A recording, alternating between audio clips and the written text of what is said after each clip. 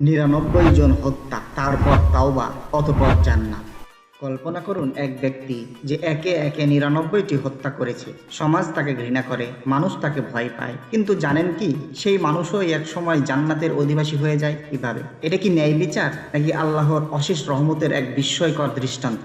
আজ আমরা জানব সেই হৃদয় ছোঁয়া গল্প, যা আমাদের শেখায় আল্লাহর দরজা কখনোই বন্ধ হয় না। এক ব্যক্তি ছিল যিনি চরম পর্যায়ের গুনাহগার। একে একে 99 জন মানুষ হত্যা করে। এক সময় তার অন্তর কেঁপে ওঠে, নিজের কাজ নিয়ে অনুশোচনা অনুভব করে। সে জানতে চায়, আমার কি ক্ষমা হতে পারে? তখন সে এক সাধুর কাছে যায়, যিনি দুনিয়া বিমুখ ছিলেন কিন্তু জ্ঞানী ছিলেন না। তাকে প্রশ্ন করে, আমি 99 জন মানুষ হত্যা করেছি, আমার কি তাওবা কবুল হবে? সাধু বলেন, না, তোমার মতো মানুষের জন্য তাওবা নেই। শুনে সে হতাশ হয় এবং রাগে সেই সাধুকেও হত্যা করে ফেলে। এখন খুনের সংখ্যা দাঁড়ায় 100। এরপর সে আরেকজন জ্ঞানী আলেমের কাছে গেল। তাকে বলল, আমি 100 জন মানুষ হত্যা করেছি, আমার কি তাওবা কবুল হতে পারে? আলেম উত্তর দিলেন, হ্যাঁ, আল্লাহর রহমত অসীম। তুমি যদি খাঁটি অন্তরে তওবা করো, আল্লাহ তোমাকে অবশ্যই মাফ করবেন। কুরআনে আল্লাহ তাআলা বলেছেন, হে আমার বান্দাগণ, যা নিজেদের উপর জুলুম করেছো, আল্লাহর রহমত থেকে নিরাশ হয়ো না, নিশ্চয়ই আল্লাহ সমস্ত গুনাহ ক্ষমা করেন। আলেম আরো বলেন, তবে তুমি তোমার পুরনো পরিবেশ ছেড়ে দাও, পাপের জায়গা থেকে সরে গিয়ে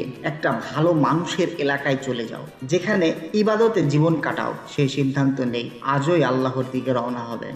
সে রওনা হয় নতুন শহরের পথে, হাঁটছে। ধুলো, রোদ, ক্লান্তি সব কিছুকে উপেক্ষা করে, কিন্তু পথের মধ্যেই হঠাৎ তার মৃত্যু হয়। সে গন্তব্যে পৌঁছাতে পারেনি। আল্লাহ তাআলা তখন দুদল ফেরেশতা পাঠান। আযাবের ফেরেশতা বলে, এই ব্যক্তি কোনো ভালো কাজ করেনি, তার শাস্তি হওয়া উচিত। রহমতের ফেরেশতা বলেন, সে তাওবা করেছিল, সে অন্তর দিয়ে আল্লাহর দিকে ফিরছিল। এই নিয়ে ফেরেশতাদের মধ্যে বিতর্ক সৃষ্টি হয়।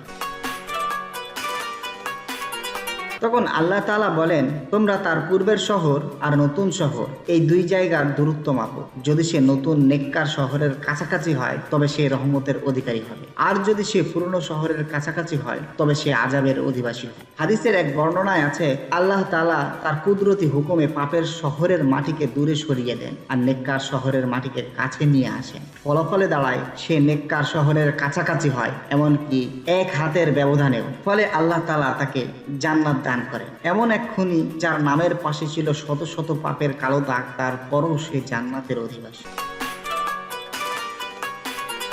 আপনি যদি এমন আরো ইসলামিক ও ইতিহাস ভিত্তিক ভিডিও পছন্দ করেন, তাহলে চ্যানেলটি সাবস্ক্রাইব করতে ভুলবেন না। আসসালামু আলাইকুম।